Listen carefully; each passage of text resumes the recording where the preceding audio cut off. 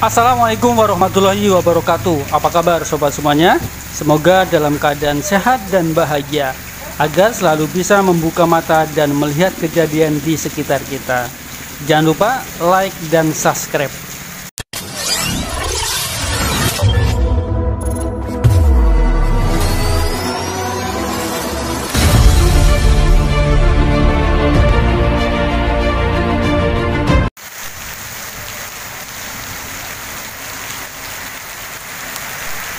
Alhamdulillah hujan lagi, seger kalau melihat hujan. Terus kok alhamdulillah sih? Gimana yang di sebelah sono yang kebanjiran dampak dari hujan yang di sini? Ya itu dampak dari berkah. Tapi semua itu kita lihat kebaikannya, jangan dilihat kejelekannya. Mungkin dengan hujan ini yang di sebelah sana yang kebetulan tergenang air bisa mawas diri atau berbenah diri agar gimana caranya tidak kebanjiran begono. Oke lah, ini hujan ini lumayan buat konten YouTube aku karena lama nih nggak bikin konten. Ya lumayan buat nambah view.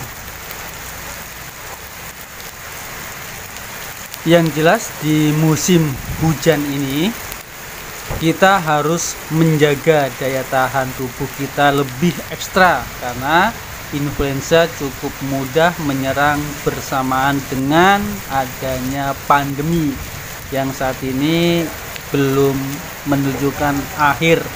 Ini sepertinya udah setahun pandemi corona tapi nggak ada nampak untuk pergi. Dan pastikan sobat semuanya siap menghadapi musim hujan di tengah pandemi dengan selalu waspada dan jaga kebersihan serta imun juga perlu dijaga atau ditingkatkan biar badan kita makin strong.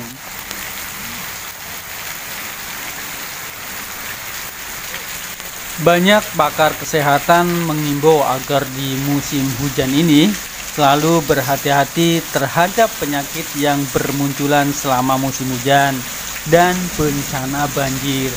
Sebab pandemi COVID-19 ini bisa membuat kondisi pengidap penyakit tersebut semakin parah. Penyebabnya mungkin adalah aktivitas yang terbatas dan cuaca yang membuat seseorang enggan bergerak dan berolahraga. Selain itu, penyakit yang ditularkan oleh nyamuk akan semakin banyak karena selalu ada genangan air saat musim hujan dan banjir. Itu semua menjadi media penularan yang mudah dan cepat untuk penyakit leptospirosis atau infeksi yang disebabkan oleh hewan. Nah itulah sob, banyak sekali efek buruknya dari hujan ini. Terlepas dari ini anugerah yang luar biasa dari Sang Pencipta, di musim hujan ini juga banyak kejadian-kejadian di saudara-saudara kita di seluruh Indonesia. Ada yang kebanjiran, ada yang tanah longsor dan sebagainya. Itu sangat rawan sekali akan timbulnya penyakit, apalagi di musim seperti ini, musim pandemi yang nggak tahu sampai kapan geluntungannya akan selesai. Pemerintah sudah berusaha semaksimal mungkin dengan berbagai cara. Nah ya itu kita bisa lihat sendiri beritanya seperti apa untuk penanggulangan pandemi COVID ini, tapi sampai sekarang belum ada nampak hasilnya.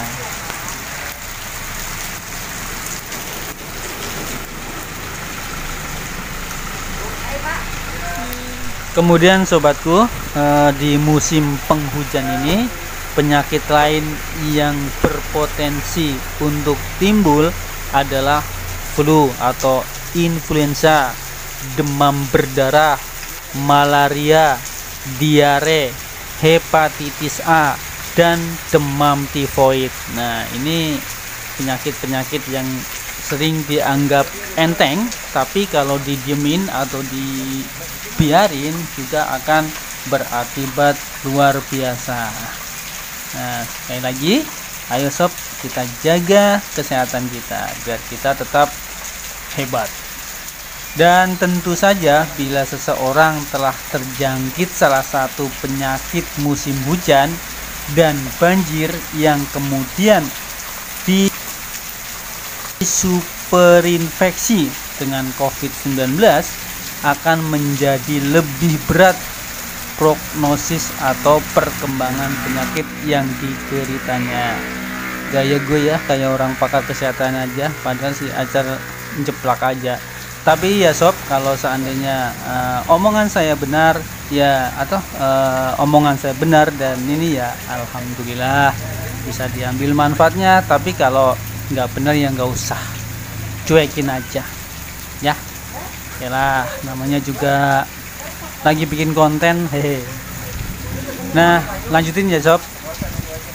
Sebagai langkah pencegahan atau berbagai pakar menyarankan agar lebih baik selalu membawa sepatu bot tuh kalau lagi pas ada air genangan atau di musim hujan seperti ini yang banyak sekali kita temuin genangan air di berbagai tempat, apalagi di daerah yang kumuh. Wah, itu kan udah airnya berhenti nggak mengalir, terus agak kehitaman lagi. Apalagi kalau melihat yang ada uket-uket di dalam airnya. Waduh. Terus jangan lupa juga kalau megang-megang pakai sarung tangan dan jas hujan, tentunya jangan hujan-hujanan, dan payung setiap kali keluar rumah. Melindungi diri saat musim hujan itu sangat penting untuk menjaga sistem imun dalam kondisi prima dan tetap fit. Karena imun yang kurang baik akan mempermudah seseorang terkena penyakit influenza ketika hujan. Sementara kontak langsung antara kulit yang terbuka atau terluka dengan genangan atau tanah basah tanpa alat pelindung bisa memacu leptospirosis. Nah, ini kalau di tempat saya dulu di kampung itu korengan. Nah, korengan tuh menganga lebar. Nah, ini kalau kena air yang kotor, waduh, makin lebar itu lukanya, bisa-bisa kena infeksi. Jadi hindari yang seperti itu. Dan kemudian juga kita harus menghindari mengkonsumsi makanan yang kurang terjaga kebersihannya atau dicuci dengan air yang kurang bersih. Nah, ini tentu akan berpotensi membuat makanan menjadi terkontaminasi bakteri, virus atau jamur sehingga menyebabkan diare, penyakit tipes serta hepatitis A. Makanya sob, kita jangan bosan-bosan dan selalu meningkatkan kebersihan di lingkungan kita.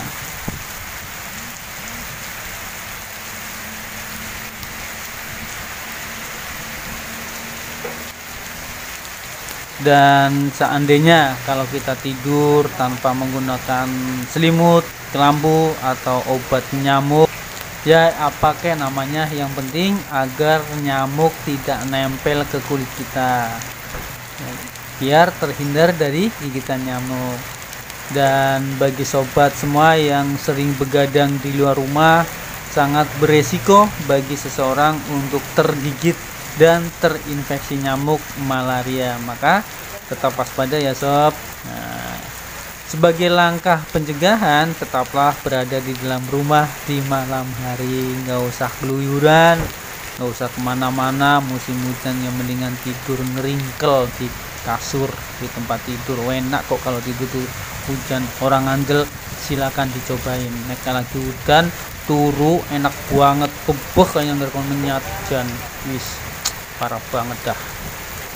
Nah, adapun pengobatan untuk penyakit musim hujan dan banjir mungkin bersifat suportif dan simptomatik. Nah, caranya dengan istirahat total, makan makanan yang bergizi gizi dan yang banyak, ditambah konsumsi suplemen, vitamin, imunimodulator yang menstimulasi pertahanan tubuh biar mantap badan kita, biar fit dan nyamuk penyakit ogah nempel di badan kita. Ya sobat ya, oke lah, tetaplah menjaga keseimbangan cairan tubuh agar tidak dehidrasi. Banyak minum tuh, ke dalam sehari kita harus minum berapa liter kawan-kawan? Silahkan dijawab sendiri. Mengonsumsi obat antipiretik atau penurun demam dan kompres air hangat bila kita demam tinggi. Bila lebih dari 3 hari keluhan belum ada perbaikan, ya segeralah konsultasi ke dokter atau datangin tempat-tempat pelayanan kesehatan, baik puskesmas, klinik, atau rumah sakit. Nah, begini non-sob. Oke lah, itulah celotehan saya. Walaupun nggak bagus-bagus amat, ya kalau itu baik, monggo diterima dan dijalanin. Kalau sekiranya kurang baik, ya ndak usah. Oke sobat, demikian dari saya konten yang tidak berguna ini, tapi semoga aja bermanfaat. Baik, terima kasih yang sudah menonton, dan tentunya walaupun gini-gini ya saya juga minta subscribe dan like-nya. Baik, terima kasih. Sekian, wassalamualaikum warahmatullahi wabarakatuh.